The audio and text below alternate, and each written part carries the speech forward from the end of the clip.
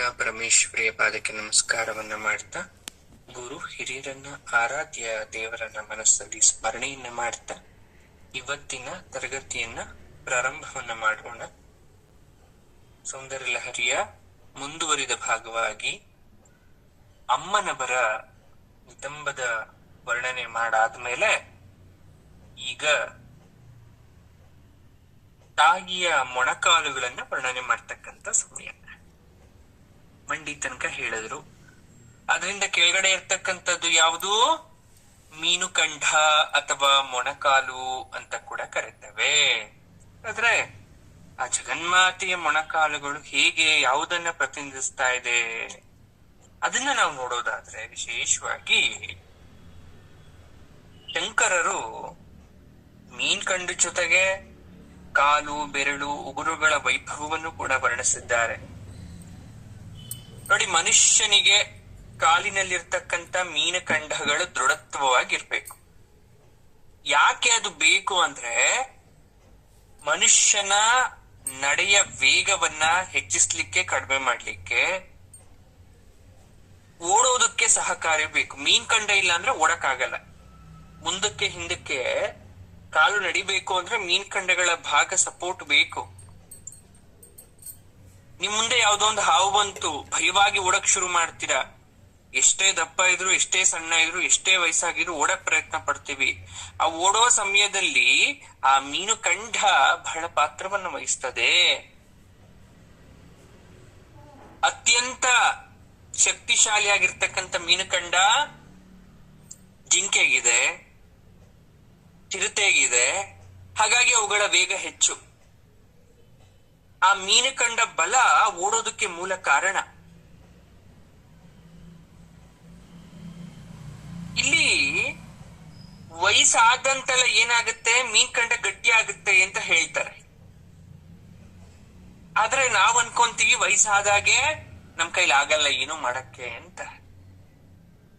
ಕೊಬ್ಬು ಮಂಡಿಯಲ್ಲಿ,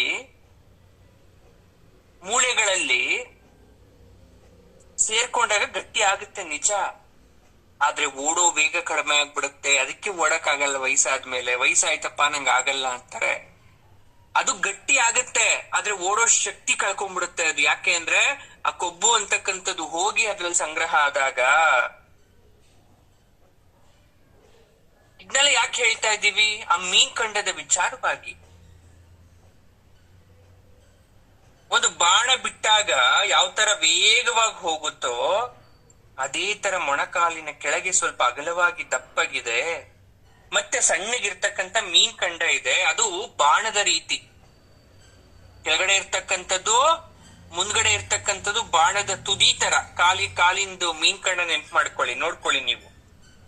ಇಲ್ಲಿ ಶಂಕರಾಚಾರ್ಯರ ಮೀನುಕಂಡಗಳನ್ನ ವರ್ಣಿಸ್ತಾ ಇದ್ದಾರೆ. ಬಾಣದ ರೀತಿ ಇದೆಯಲ್ಲಮ್ಮ ಅಂತ. ಕಾಮಾರಿಯಾದಂತಹ ಈಶ್ವರನನ್ನ ತನ್ನ 5 ಬಾಣಗಳಿಂದ ಗೆಲ್ಲಕ್ಕಾಗತ್ತೆ ಅಂತ ಅನ್ಕೊಂಡಿದ್ದ ಮನ್ಮಥ. ಆದ್ರೆ ಗೆಲ್ಲಕ್ಕಾಗಲ್ಲ ಅಂತ ಆಮೇಲೆ ಗೊತ್ತಾಯ್ತು. ಆಮೇಲೆ ಏನ್ ಮಾಡ್ತಾರಂತೆ, ಅಮ್ಮನವರ ಮೀನು ಕಂಡಗಳನ್ನ ಬತ್ತಳಿಕೆಯನ್ನಾಗಿ ಮಾಡ್ಕೊಂಡು, ಕಾಲು ಬೆರಳುಗಳನ್ನ ಬಾಣಗಳಾಗಿ ಮಾಡ್ಕೊಂಡು, ಉಗುರುಗಳನ್ನ ಬಾಣದ ತುದಿಯಾಗಿ ಮಾಡ್ಕೊಂತಾನಂತೆ. ಶಿವನಿಗೆ ಬಿಡಕ್ಕೆ, ಶಿವ ಧ್ಯಾನ ಸ್ಥಿತಿಯಲ್ಲಿದ್ದಾಗ, ಸಮಾಧಿ ಸ್ಥಿತಿಯಲ್ಲಿದ್ದಾಗ ಅವನನ್ನ ಎಚ್ಚರಗೊಳಿಸ್ಬೇಕಾಗಿತ್ತಲ್ಲ. ಆ ಸಂದರ್ಭದಲ್ಲಿ ಏನ್ ಮಾಡ್ಕೊಂತ ಇದ್ದಾನೆ? ಬಾಣನ ಮೀನ್ಕಂಡವನ್ನ ಬತ್ತಳಿಕೆ ಆಗಿ ಮಾಡ್ಕೊಂಡ, ಅಮ್ಮನವರ ಬೆರಳುಗಳನ್ನ ಬಾಣವಾಗಿ ಮಾಡ್ಕೊಂಡ, ಬಾಣದ ತುದಿ ಚೂಪಾಗಿರ್ಬೇಕು ಹಾಗಾಗಿ ಉಗುರುಗಳನ್ನ ಉಪಯೋಗ ಮಾಡ್ಕೊಂಡ. ಅದು ಗಟ್ಟಿ ಆಗಬೇಕು ಅಂತ ದೇವತೆಗಳ ಕಿರೀಟದಲ್ಲಿ ಇರ್ತಕ್ಕಂಥ ಮಣಿಗಳನ್ನ ತೆಗೆದು ಅದಕ್ಕೆ ಅಂಟಿಸ್ತಾ ಅಂತ ಆಚಾರ್ಯರು ಹೇಳ್ತಾ ಇದ್ದಾರೆ ಅಮ್ಮನವರ ಕಾಲಿನ ವರ್ಣನೆ ಮಾಡ್ಬೇಕಾದ್ರೆ. ನೋಡಿ, ಒಂದು ಕ್ಷಣ ಬೇಕು ಅಂದ್ರೆ ಜಗನ್ಮಾತೆಗೆ ಇಡೀ ಲೋಕವನ್ನ ಸುತ್ತಿ ಬರ್ತಕ್ಕಂಥ ಶಕ್ತಿ ಇದೆ, ಅಷ್ಟು ವೇಗ ಇದೆ. ಇದೆಲ್ಲ ತಾಯಿಯ ಮೀನ್ಕಂಡದಲ್ಲಿ ಅಡಗಿದ್ಯಂತೆ. ಯಾವಾಗ ಯಾವ ಕ್ಷೇತ್ರಕ್ಕೆ ಹೋಗ್ಬೇಕೋ, ಯಾವ ಭಕ್ತರ ಮನೆಗೆ ಹೋಗ್ಬೇಕೋ, ಎಲ್ಲಕ್ ಬೇಕಾದ್ರೂ ಹೋಗ್ ಬರ್ಬೋದು ಅಂತ. ಆ ಕಾಲ್ಬೆರಳುಗಳು ಏನಿದೆ ಅದು ಗುರಿಯನ್ನ ಸೂಚನೆ ಮಾಡಿದ್ರೆ, ತಾಯಿಯ ಉಗುರುಗಳು ದುಷ್ಟರನ್ನ ಶಿಕ್ಷಿಸ್ಬೇಕಾದ್ರೆ ಉಪಯೋಗವನ್ನ ಮಾಡ್ಕೊಂತಾರೆ.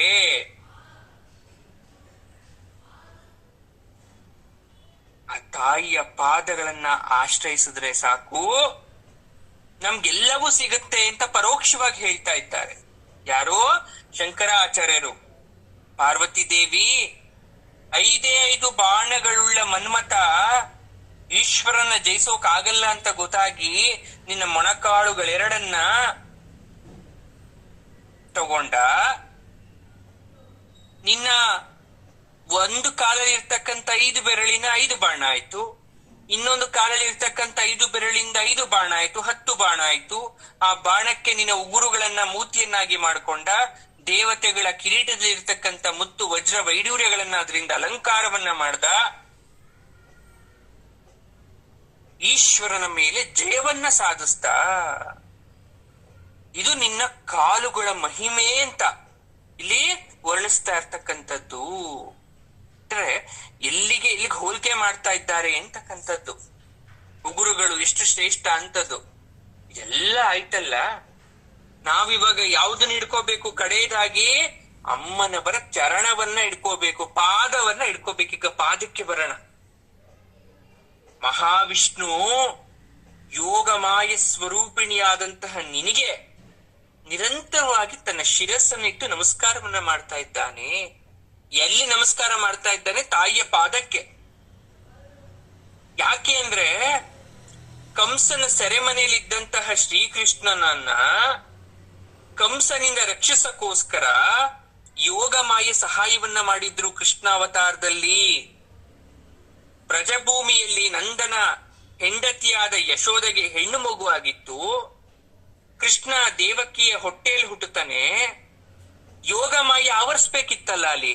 ಹೇಗೆಲ್ರಿಗೂ ನಿದ್ದೆ ಬಂತು, ಹೇಗೆಲ್ರು ತಟಸ್ಥರಾದ್ರು? ಅದು ಯೋಗಮಾಯೆ ಕೃಪೆ. ಯೋಗಮಾಯೆ ಅಂದ್ರೆ ಬೇರೆ ಯಾರೂ ಅಲ್ಲ, ಅದು ಜಗನ್ಮಾತೆ. ಆ ಯೋಗಮಾಯೆಯನ್ನ ಆವರಿಸಿ ಕೃಷ್ಣನ ವ್ರಜಕ್ಕೂ ವ್ರಜದಲ್ಲಿನ ಮಗುವನ್ನ ಸೆರೆಮನೆಗೂ ತರ್ಲಿಕ್ಕೆ ಸಹಾಯ ಮಾಡಿತ್ತು ಯೋಗಮಾಯೆ. ಈ ಉಪಕಾರಕ್ಕೋಸ್ಕರ ಜಗನ್ಮಾತೆಗೆ ನಮಸ್ಕಾರವನ್ನ ಮಾಡ್ತಾನೆ. ಯಾವಾಗ ಹೆಣ್ಣು ಮಗುವನ್ನ ಕೊಲ್ಲಕ್ ಹೋಗ್ತಾನೆ ಕಂಸ, ಆಗ ಆಕೆ ಅಷ್ಟಾದಶಭುಜ ದುರ್ಗೆಯಾಗಿ ಬದಲಾಗ್ತಾಳೆ.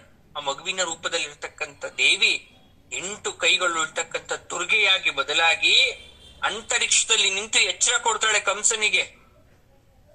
ಎಚ್ಚರ ಕೊಟ್ಟು ಅದೃಶ್ಯಳಾಗ್ತಾಳೆ. ಸೋದರಿಯಾದ ಯೋಗಮಾಯೆಯನ್ನ ನಂದ, ಭದ್ರ, ಕಾತ್ಯಾಯಿನಿ, ವಿಜಯ ಅಂತ ಕೃಷ್ಣ ಕೊಂಡಾಡಿ ಹೊಗಳ್ತಾನೆ. ಯಾದವರು ದುರ್ಗೆಗೆ ಪೂಜೆ ಮಾಡ್ತಾ ಇರ್ತಾರೆ. ಯಾಕೆ? ಕೃಷ್ಣ ದುರ್ಗೆ ಆರಾಧಕ್ಕೆ ಅಲ್ಲ, ಯಾದವರು ಮುಂಚೆಯಿಂದನೂ ದುರ್ಗೆಯನ್ನ ಆರಾಧನೆ ಮಾಡ್ತಾ ಇರ್ತಾರೆ, ಉತ್ಸವಾದಿ ಪೂಜೆಗಳನ್ನ ಮಾಡ್ತಾ ಇರ್ತಾರೆ. ಶ್ರೀಮನ್ನಾರಾಯಣ ಯೋಗ ಮಾಯಾ ಸ್ವರೂಪಿಣಿಯಾದ ಆ ಜಗನ್ಮಾತೆಯ ಪಾದಗಳಿಗೆ ನಮಸ್ಕಾರ ಮಾಡ್ಬೇಕಾದ್ರೆ ಆ ಸ್ವಾಮಿಯ ಕಿರೀಟ ಯಾರು? ಆ ಪರಮಾತ್ಮ ವಿಷ್ಣುವಿನ ಕಿರೀಟದಲ್ಲಿರ್ತಕ್ಕಂಥ ಕೌಸ್ತುಭ ಮಣಿ ಅಮ್ಮನವರ ಪಾದಗಳಿಗಿರ್ತಕ್ಕಂಥ ಆ ಎಳೆಯ ಕೆಂಪು ಬಣ್ಣಕ್ಕೆ 2 ಬೆಳಕು.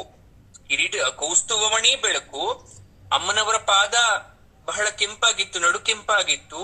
2ರ ಬೆಳಕು ಪ್ರತಿಫಲಿಸಿ ಕಾಂತಿಯಾಗಿ ಎಲ್ಲಾ ಕಡೆ ಹಬ್ಬುತ್ತಾ ಇದೆ. ವಿಷ್ಣುವಿನ ವಕ್ಷಸ್ಥಳದಲ್ಲಿ ಕೌಸ್ತುಭ ಮಣಿ ಇದೆ ಅಂತಾರೆ. ಆ ಮಣಿಯನ್ನ ಲಕ್ಷ್ಮೀ ನಿವಾಸ ಅಂತ ಕರೀತಾರೆ. ಆ ಕೌಸ್ತುಭ ಮಣಿಯಲ್ಲಿ ಅಮ್ಮನವರ ಪಾದದ ಬಣ್ಣ ಪ್ರತಿಫಲಿಸಿದಾಗ ಲಕ್ಷ್ಮೀ ಸ್ಥಾನ ಉದ್ಭವವಾಗುತ್ತೆ.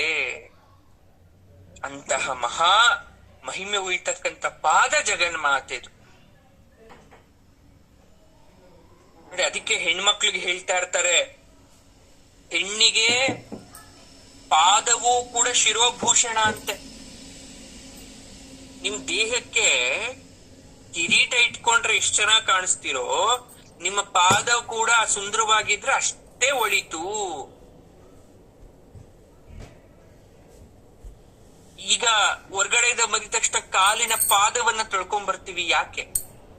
ಇಮ್ಮಡಿಯನ್ನ ತೊಳ್ಕೊಂಡ್ ಬರ್ಬೇಕು ಅಂತೀವಿ. ಯಾಕೆ? ಕೈ ಕಾಲನ್ನ ತೊಳ್ಕೋಬೇಕು ಅಂತೀವಿ. ಯಾಕೆ? ಗಲೀಜಾಗಿರುತ್ತೆ ಅಂತಲ್ಲ.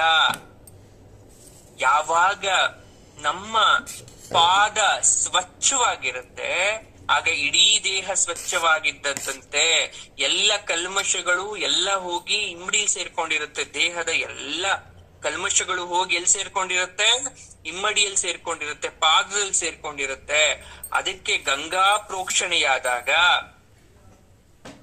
ಆಗ ನಾವು ಶುದ್ಧಿ ಆಗ್ತೇವೆ, ಮಾಡ್ತಕ್ಕಂಥ ಕೆಲಸ ಫಲಿಸುತ್ತೆ. ಮನೆಗೆ ಯಾವುದೇ ರೀತಿಯಾದಂತಹ ಸೋಂಕು ಕೆಟ್ಟ ರೀತಿಯ ಶಕ್ತಿ ಒಳಗಡೆ ಪ್ರವೇಶ ಮಾಡೋದಿಲ್ಲ. ಮನೆಗೆ ಬರಕ್ಕಿಂತ ಮುಂಚೆ ಆಗ ಕಾಲನ್ನ ತಿಳ್ಕೊಂತೀವಿ. ಈಶ್ವರನ ತಲೆಯ ಮೇಲಿರ್ತಕ್ಕಂಥ ಗಂಗೆ ಈಶ್ವರನನ್ನ ತೊಳಿತಾ ಇರ್ತಾಳಂತೆ. ಆ ಈಶ್ವರನ ಪಾದ ತೊಳೆದಂತ ನೀರನ್ನ ಎಲ್ಲ ಋಷಿ ಗಣ ಮುನಿಗಳು ಪ್ರೋಕ್ಷಣೆಯಾಗಿ ಹಾಕೊಂತ ಇರ್ತಾರಂತೆ. ಅದು ಶ್ರೇಷ್ಠವಾದಂಥದ್ದು. ಹಾಗೆ ಶ್ರುತಿ ಸೀಮಂತ ಸಿಂಧೂರೀಕೃತ ಪಾಜಾಬ್ಜ ಧೂಲಿಕಾ ಅಂತ ಹೇಳಿದಾರಲ್ಲ, ಆ ಪಾದವನ್ನ ಹೂಳಿದರೆ ಇಲ್ಲಿ ಶಂಕರಾಚಾರ್ಯರು ಅಮ್ಮನವರ ಪಾದ ಮಹಿಮೆಯನ್ನ ಹೇಳ್ತಾ ಇದ್ದಾರೆ. ನಮ್ಗಿದ್ಯಾವುದು ಅರ್ಥ ಆಯ್ತೋ ಅರ್ಥ ಆಗ್ಲಿಲ್ವೋ ಗೊತ್ತಿಲ್ಲ, ಆದ್ರೆ ಒಂದಂತೂ ಅರ್ಥ ಮಾಡ್ಕೋಬೇಕು ನಾವು. ಏನನ್ನ?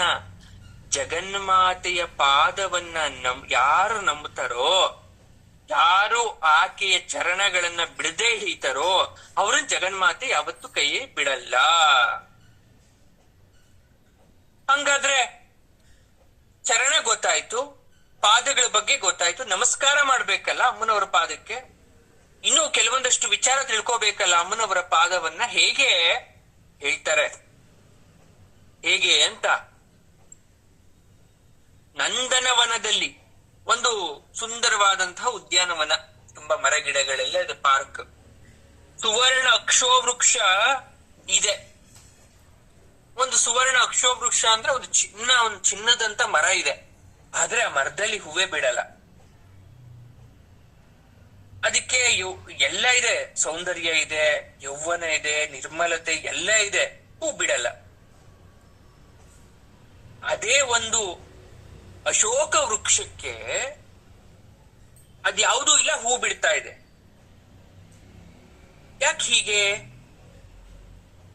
ನೋಡಿ? ಜಗನ್ಮಾತೆಯ ಪಾದ ತಾಡನದಿಂದ ನಂದನವನದ ಕಾಂಚನ ಅಶೋಕ ವೃಕ್ಷ ಹೂ ಬಿಟ್ಟದ್ದನ್ನ ಪರಮಶಿವ ನೋಡ್ತಾನೆ. ಯಾವ ಮರದಲ್ಲಿ ಹೂ ಬಿಡ್ತಾ ಇಲ್ಲ, ಜಗನ್ಮಾತೆಯ ಪಾದ ಸ್ಪರ್ಶದಿಂದ, ಆಕೆಯ ತಾಯಿಯ ಪಾದ ಗೆಜ್ಜೆಯ ಸಪ್ಪಳದಿಂದ ಹೂ ಬಿಡದೆ ಇರತಕ್ಕಂತ ಮರದಲ್ಲಿ ಹೂ ಬಿಡ್ತಂತ ಇದನ್ನ ಈಶ್ವರ ನೋಡಿದ್ದ. ಅಂದ್ರೆ ಎಷ್ಟು ಬಲಿಷ್ಠವಾಗಿದೆ ತಾಯಿ ಪಾದ ಸ್ಪರ್ಶ ಅಂತ. ಅಮ್ಮ ಮಹಾಲಕ್ಷ್ಮಿ ನಮ್ಮ ಮನೆಗೆ ಒಂದ್ಸಲ ಕಾಲಿಗೆ ಬಿಡಮ್ಮ ಅಂತ ಕೇಳ್ಕೊಂತಿರ್ತೀವಿ. ಯಾಕೆ? ಪಾದ ಸ್ಪರ್ಶದ ಮಹಿಮೆ ಅಂತದ್ದು. ಅಶೋಕ ವೃಕ್ಷ ಹೂ ಬಿಡೋದು ಅಂದ್ರೆ ಏನು? ಈಗ ಆಧ್ಯಾತ್ಮಿಕ ಜ್ಞಾನ ಗೊತ್ತಿಲ್ದೇ ಇರೋರ ಹತ್ರ ಆಧ್ಯಾತ್ಮದ ಬಗ್ಗೆ ಮಾತಾಡಿ ಅಂದ್ರೆ ಏನ್ ಮಾತಾಡ್ಬೋದು ಅವರು?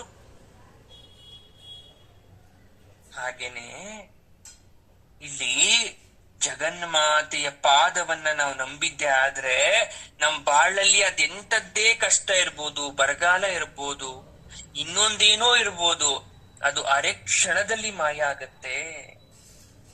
ಮಹಾಯೋಗಿಗಳಿಗೆ, ಅವಧೂತರಿಗೆ, ಪರಮಹಂಸರಿಗೆ, ಸದ್ಗುರುವಿಗೆ ಯಾವುದೋ ಒಂದು ಕಷ್ಟದ ಸಮಯ ಬಂದ್ಬಿಡುತ್ತೆ ಕೆಲವೊಂದ್ಸಲ. ಆಗ ಅವ್ರು ಏನ್ ಮಾಡ್ತಾರೆ ಗೊತ್ತಾ? ಅವ್ರ ಜೀವನದಲ್ಲಿ ಚಿನ್ನ ಆದ್ರೂ, ಕಬ್ಬಿಣ ಆದ್ರೂ, ಮಣ್ಣಾದ್ರೂ ಒಂದೇ, ಕ್ರಿಮಿ ಕೀಟ ಪಶು ಪಕ್ಷಿ ಎಲ್ಲ ಒಂದೇ, ಸುಖ ದುಃಖ ಕಷ್ಟ ಎಲ್ಲ ಒಂದೇ, ಕೊಟ್ಟಿದ್ದೇನೆ ಸ್ವೀಕರಿಸ್ತಿದೀವಿ, ಇದೆಲ್ಲವೂ ಸರ್ವಂ ದೇವಿ ಪಾದಾರ್ಪಣಮಸ್ತು ಅಂತ ಹೇಳ್ತಾ ಇದೀವಿ. ಅಮ್ಮ ನೀನೇ ನೋಡ್ಕೋ ಅಂತಾರೆ. ಆದ್ರೆ ಸಾಮಾನ್ಯ ಜನರಾದ್ರೆ ನಾವು ಅಳುತ್ತೀವಿ, ಕೊರಗ್ತೀವಿ, ಮರುಗ್ತೀವಿ, ಹೋಗಿದ್ಕೆ ಚಿಂತೆ ಮಾಡ್ತೀವಿ. ಹಾಗಾಗಿ ನಮಗ್ ದುಃಖ ಹೆಚ್ಚು. ಅದಕ್ಕೆ ಅವ್ರು ಕಾಳಿದಾಸನ ಉದಾಹರಣೆ ಕೊಡ್ತಾರೆ ಶಂಕರಾಚಾರ್ಯರು. ವಿದ್ಯಾಗಂಧ ಲೇಷ ಇಲ್ದಂತವನಿಗೆ, ಹಸು ಕಾಯುವ ಮೂರ್ಖನಿಗೆ, ಜಗನ್ಮಾತೆಯನ್ನ ಹೇಗೆ ಪೂಜೆ ಮಾಡ್ಬೇಕು ಅಂತ ಗೊತ್ತಿಲ್ದವನಿಗೆ ಆ ತಾಯಿಯ ಪಾದಸ್ಪರ್ಶ ಆದ ಕೂಡ್ಲೆ ಮಹಾಕವಿ ಆದ. ಇನ್ನು ನಮಗೆ ಏನೋ ಕಷ್ಟ ಬಂದಿದೆ ಅಥವಾ ಏನೋ ಬೇಕು ಅಂದಾಗ ಜಗನ್ಮಾತೆಯನ್ನ ಆಶ್ರಯಿಸಿದ್ರೆ ಅವಳು ಕೊಡಕ್ಕೆ ಎಷ್ಟು ಕ್ಷಣ ನಿಮಗ್ ಬೇಕು? ಜಡವಾದ ಸುವರ್ಣ ಅಶೋಕ ಅಂದ್ರೆ ನಿಮ್ಗೆ ಅರ್ಥ ಆಗ್ಲಿಲ್ಲ. ಜೀವ ಇಲ್ದಿರೋ ಮರ ಅಂತ. ಸುವರ್ಣ ಅಶೋಕ ಅಂದ್ರೆ ಒಂದ್ ಚಿನ್ನದಿಂದ ಮಾಡಿರೋ ಅಶೋಕನೇ ಅಂತ ಅನ್ಕೊಳ್ಳಿ, ಒಂದ್ ಮರ. ಆ ಚಿನ್ನದಿಂದ ಜೀವ ಇದೆಯಾ ಚಿನ್ನಕ್ಕೆ? ಅಂತ ಜೀವ ಇಲ್ದಿರೋ ಚಿನ್ನದ ಮರದಲ್ಲಿ ಹೂ ಬಿಡ್ಬೇಕು ಅಂದ್ರೆ? ಹಾಗೆ ನಮ್ಮಲ್ಲೂ ಕೂಡ ಜ್ಞಾನ ಇಲ್ಲ ನಮ್ಗೆ. ಆ ಜ್ಞಾನ ಪುಷ್ಪ ಅರಳಿಸ್ಬೇಕು ಅಂದ್ರೆ ತಾಯಿಗೆ ಎಷ್ಟೊತ್ತು ಬೇಕು? ಅರಕ್ಷಣ ಸಾಕು. ಆಕೆಯ ಬೀಜಾಕ್ಷರ ಮಂತ್ರ ಜಪಿಸಿದ್ರೆ ತಪಸ್ಸಿದ್ಧಿ ಆಗ್ಬಿಡುತ್ತೆ. ಅಂತಹ ಹೂ ಬಿಟ್ಟ ಅಶೋಕ ವೃಕ್ಷವನ್ನ ನೋಡಿದಂತಹ ಶಿವ ಅನ್ಕೊಂತಾನಂತೆ, ಆ ದಿವ್ಯ ಶಕ್ತಿ ಸ್ವರೂಪಿಣಿಯ ಪಾದ ಸ್ಪರ್ಶ ಸದಾ ಕಾಲ ಕೈಲಾಸದಲ್ಲಿ ಆಗ್ತಾ ಇರಬೇಕು. ಅವಳು ನನ್ನ ಹೆಂಡತಿ ಸ್ಥಾನಕ್ಕಿಂತ ಗುರುರೂಪಿಣಿಯಾಗಿ ನಾನು ಕಂಡ್ಕೋಬೇಕು. ಅವಳು ಎಷ್ಟೋ ಸಲ ಗುರು ಆಗ್ತಾಳೆ ನನಗೆ ಅಂತ ಯೋಗೀಶ್ವರ ಅರ್ಥ ಮಾಡ್ಕೊಂಡಿದ್ದಾನೆ ತನ್ನ ಪತ್ನಿಯನ್ನ. ಅಂತಹ ದಿವ್ಯ ಶಕ್ತಿಯುಳ್ಳ ಪಾದಗಳಿಗೆ ಅರಗು ಬಣ್ಣ ಸೇರಿಸಿ ವಿಷ್ಣು ನಮಸ್ಕಾರ ಮಾಡಿದಾಗ ಅವನು ಕೌಸ್ತುಭ ಮಣಿ ಅರಗು ಬಣ್ಣ ಪ್ರತಿಫಲಿಸಿ ಆಕೆಯ ಪಾದ ಕೆಂಪು ಬಣ್ಣದಲ್ಲಿ ತೋರ್ತಾ ಇದೆ ನಮಗೆ. ಕೆಂಪು ಅಂದ್ರೆ ಲಕ್ಷ್ಮೀ ನಿಲಯ, ಕಮಲದಂತೆ ಶೋಭಿಸ್ತಾ ಇದೆ. ಅದಕ್ಕೆ ಶಂಕರಾಚಾರ್ಯರು ಹೇಳ್ತಾರೆ, ನಮೋ ವಾಕಂ ಭ್ರೂಮೋ ಅಂತ. ಅರಗು ಹಚ್ಚಿದ ನಿನ್ನ ಮಹಾಮಹಿಮವಾದ ಪಾದಗಳಿಗೆ ನಮೋ ವಾಕಂ ಭ್ರೂಮೋ, ಜಗನ್ಮಾತೆ ಮತ್ತೆ ಮತ್ತೆ ನಿನಗೆ ಜಯಕಾರ ಅಂತ ಜಯಕಾರವನ್ನ ಹಾಕ್ತಾ ಇದ್ದಾರೆ. ಇಷ್ಟಕ್ಕೆ ಮುಗ್ಗೆಲ್ಲ ನಮ್ಮ ಪಾದವರ್ಣನೆ ಮತ್ತು ಮುಂದುವರಿಯುತ್ತೆ. ಏನು ಮುಂದುವರಿಯುತ್ತೆ ಅಂದ್ರೆ, ಅಮ್ಮನವರ ಪಾದ ಸರಿ, ಪಾದಕ್ಕಾಕಿರೋ ಕಾಲೊಂದಿಗೆ ಮಹಿಮೆ ಏನು? ಹೆಣ್ಮಕ್ಳೆಲ್ಲ ಈ ಕಾಲ್ ಚೈನ್ ಹಾಕ್ತಾ ಇದ್ದೀರಲ್ಲ, ಕಾಲ್ಗೆಜ್ಜೆ, ಕಾಲಂದುಗೆ, ತಾಡನ, ಏನಾದ್ರೂ ಮಹಿಮೆ ಯಾಕೆ ಆಗ್ತಿದ್ದೀರಾ ನೀವೆಲ್ಲ ಹೇಳಿ? ಇಷ್ಟ ಚೆನ್ನಾಗಿದೆ ಅಲ್ವಾ? ಈ ಕಾಲ್ ಗೆಜ್ಜೆ ಅಂತ ಬಂದಾಗ ಶಂಕರಾಚಾರ್ಯರು ಪ್ರಣಯ ಕಲಹದ ಘಟ್ಟವನ್ನ ನೆನ್ಪು ಮಾಡಿಸ್ತಾನೆ ನಮ್ಗಲ್ಲಿ. ವೃಷಾಕೃತ್ವ ಗ್ರೋತಸ್ಖಲನನಾಥ ಅಂತ. ತಾಯಿಗೆ ಸ್ವಲ್ಪ ಕೋಪ, ಅದು ಹುಸಿ ಕೋಪ. ಅದು ನೋಡಿ, ಹುಸಿ ಕೋಪ ಹೆಣ್ಮಕ್ಳಿಗೆ ಜಾಸ್ತಿ. ಅವ್ರು ತುಂಬಾ ಸೀರಿಯಸ್ ಆಗಿ ಯಾವಾಗ್ಲೂ ಕೋಪ ಮಾಡ್ಕೊಳ್ಳಲ್ಲ, ಹುಸಿ ಕೋಪ ಅವ್ರಿಗೆ. ಹಾಗೂ ಜಗನ್ಮಾತೆಗೆ ಹುಸಿ ಕೋಪ. ಅವಳು ಪ್ರದರ್ಶನ ಮಾಡಿ ನೃತ್ಯ ಮಾಡ್ಬೇಕಾದ್ರೆ ಶಿವನ್ ಜೊತೆ ಆ ಗೆಜ್ಜೆಗಳು ಕೂಡ ಅವಳ ತಾಳಕ್ಕೆ ತಕ್ಕಂತೆ ಕುಣಿತಾ ಇರ್ತವೆ. ಆ ಪ್ರದರ್ಶನದಲ್ಲಿ ಆಕೆಯ ಪಾದ ಕಮಲಗಳು ಆ ಸ್ವಾಮಿಯ ಹಣೆಗೆ ತಗುಲಲು ಮನ್ಮಥ ಕಿಲಕಿಲ ಅಂತ ನಕ್ಬಿಟ್ಟ. ಇದೊಂದು ಸನ್ನಿವೇಶ. ಅಮ್ಮನವರ ಒಡವೆ ಬಗ್ಗೆ ನಾವೇನೇನೋ ತಿಳ್ಕೊಂಡ್ವಿ, ತಾಟಂಕದ ಮಹಿಮೆ ತಿಳ್ಕೊಂಡ್ವಿ, ಎಲ್ಲಾ ತಿಳ್ಕೊಂಡ್ವಿ. ಇಲ್ಲಿ ಕಾಲಂದ ಬಗ್ಗೆ ಮಾತಾಡ್ಬೇಕಾದ್ರೆ ಮಹಾಸಾಧ್ವಿ ಜನ್ಮ ಜನ್ಮಗಳಲ್ಲೂ ಈಶ್ವರನ್ನ ಬಿಟ್ಟು ಬೇರೆ ಯಾರನ್ನೂ ನಾನು ಗಂಡನಾಗಿ ನಾನ್ ಪಡೆಯಕ್ ಇಷ್ಟ ಪಡಲ್ಲ ಅಂತ ಮಹಾಪತಿವ್ರತ ಶಿರೋಮಣಿ, ತಂದೆ ಮನೆಯಲ್ಲಿ ಈಶ್ವರನಿಂದೇನು ಭರಿಸಲಾಗದೆ ಪ್ರಾಣಾಹುತಿ ಮಾಡ್ಕೊಂಡಂತಹ ಸತೀಮಣಿ, ಮತ್ತೆ ಪಾರ್ವತಿಯಾಗಿ ಜನಿಸಿ ತಪಸ್ ಮಾಡಿ ಗಂಡನ್ ಪಡೆದಂತವಳು ಆ ಸ್ವಾಮಿಯ ನೊಸಲಿನ ಮೇಲೆ ಒದಿತಾಳ. ಹಣೆಗ್ ತಾಕ್ಬಿಡ್ತು ಅಂತ ನಾನು ಹೇಳ್ದೆ.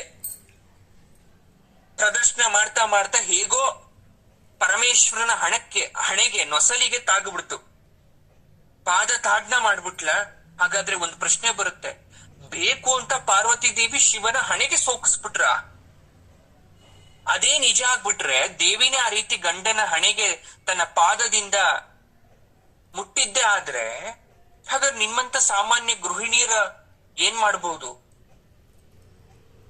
ನೀವು ಮನೇಲಿ ಯಾವುದೋ ಒಂದು ವಿಚಾರಕ್ಕೆ ಜಗಳ ಆಡ್ಕೊಂಡ್ಬಿಟ್ಟಿರ್ತೀರ ಗಂಡಂದ್ರ ಜೊತೆ. ಹೆಂಡತಿ ಗಂಡ ಅಂದ್ಮೇಲೆ ಜಗಳ ಸಾಮಾನ್ಯ, ವಿರಸ ಸಾಮಾನ್ಯ, ಮುನಿಸಿ ಸಾಮಾನ್ಯ. ನೀವು ಅವರ ಲಲಾಟ ಒಡೆದು ಹೋಗೋ ತರ ಒಡೆದು ಬಿಡ್ತೀರಾ ಹಂಗಾದ್ರೆ ಕೋಪದಲ್ಲಿ, ಹಣೆ ಒಡೆದು ಹೋಗೋ ತರ. ನಿಮ್ ಕಾಲಲ್ಲಿ ರತ್ನ ಖಚಿತವಾದ ಒಡವೆ ಇಲ್ದೇ ಇರ್ಬೋದು, ಆತರ ಮಾಡಕ್ಕಾದ್ರೂ ಆಗತ್ತಾ? ಇದನ್ನ ಅದಕ್ಕೆ ಶಂಕರಾಚಾರ್ಯರು ಗೂಢವಾಗಿ ಬರೀತಾರೆ ಅಂತ ಹೇಳೋದು. ಅದನ್ನ ಅರ್ಥ ಮಾಡ್ಕೊಂತ ಮನಸ್ಥಿತಿ ಇರ್ಬೇಕು. ಅವ್ರು ಬರೆದಿರೋದು ಓದ್ಬಿಟ್ರೆ ಹೀಗೆ ಅರ್ಥ ಆಗೋದು. ಅರೆ ಸಾಮಾನ್ಯಕ್ ನೀವು ಇವಾಗ ಒಂದು ಇದನ್ನ ಭಾಷಾಂತರ ಮಾಡಿ ಅಂತ ಕೊಟ್ಟಾಗ, ನಾನು ಊಟ ಮಾಡಿದೆ ಅದನ್ನ ಇಂಗ್ಲಿಷಲ್ಲಿ ಹೇಳಿ, ಹಿಂದಿಲಿ ಹೇಳಿ ಅಂದಾಗ ಅದೇ ತರ ನೇರವಾಗಿ ಬದಲಾವಣೆ ಮಾಡಿದ್ರೆ ಹಾಗೆ ಆಗದು. ಆದ್ರೆ ವಿಚಾರ ಏನು ಅಂದ್ರೆ ಅವರು ರಹಸ್ಯವನ್ನ ಇಡ್ತಾರೆ, ಒಗಟಾಗಿ ನಿಗೂಢವಾಗಿ ಹೇಳ್ತಾರೆ, ನಾವ್ ಅರ್ಥ ಮಾಡ್ಕೊಳ್ಳಿ ಅಂತ. ಈಶ್ವರನ ನೊಸಲು ಅಂದ್ರೆ ಏನು ಫಸ್ಟ್ ಅರ್ಥ ಮಾಡ್ಕೊಳ್ಳಿ. ಅವನು ಜ್ಞಾನವಂತ, ಜ್ಞಾನ ನೇತ್ರ ಉಳ್ಳವನು, ತ್ರಿನೇತ್ರ ಈಶ್ವರ. ಆಜ್ಞಾ ಚಕ್ರ ಇರ್ತಕ್ಕಂಥ ಸ್ಥಳದಲ್ಲಿ 3ನೇ ಕಣ್ಣಿದೆ ಪರಮೇಶ್ವರನಿಗೆ, ಅದಕ್ಕೆ ಅವನನ್ನ ಫಾಲನೇತ್ರ ಅಂತ ಕೂಡ ಕರಿತೇವೆ. ಭಕ್ತರಿಗೆ, ಸಾಧಕರಿಗೆ ಪರಶಿವನನ್ನ ಕೂತ್ಕೊಂಡು ಸಾಧುಗಳೆಲ್ಲ ಹೇಗೆ ಸಾಧನೆ ಮಾಡ್ತಾ ಇರ್ತಾರಲ್ವಾ, ಈಶ್ವರ ಸಾಕ್ಷಾತ್ಕಾರ ಆಗೋದು ಆ ಪಾಲನೇತ್ರದಲ್ಲಿ, ಆಜ್ಞಾ ಚಕ್ರದಲ್ಲಿ. ಎಷ್ಟೋ ಜನಕ್ಕೆ ಸಿದ್ಧಿ ಆಗದೆ ಇವತ್ತು ಸಿದ್ಧಿ ಆಗಿದೆ ಅಂತ ಹೇಳ್ಕೋಬಹುದು, ಅಡ್ಡದಾರಿ ಹಿಡಿತಾರೆ. ಆದ್ರೆ ಜಗನ್ಮಾತೆ ಅವ್ರಿಗೊಲಿಯಲ್ಲ. ಅಂತವ್ರಿಗೆ ಪಾದ ತಾಳದ ಮೂಲಕ ಒದ್ದು ಬುದ್ಧಿ ಕಲಿಸ್ತಾಳಂತೆ. ಯಾರೆಲ್ಲ ತಪ್ಪು ದಾರಿಲಿ ಇದ್ದೀರಾ, ಪಾಪ ಕೆಲಸ ಮಾಡ್ತಾ ಇದ್ದೀರಾ ಅಂತವ್ರಿಗೆ ಒದ್ದು ಎಬ್ಬಿಸ್ತಾಳೆ. ಆ ಪಾದ ತಾಡನ ಹಣೆಗೆ ಬಡಿದಾಗ ಜ್ಞಾನ ನೇತ್ರ ತೆರ್ಕೊಳ್ಳುತ್ತೆ. ಅವನ್ ಸಾಧಕ ತನ್ನ ತಪ್ಪನ್ನ ತಿಳ್ಕೊಂತಾನೆ.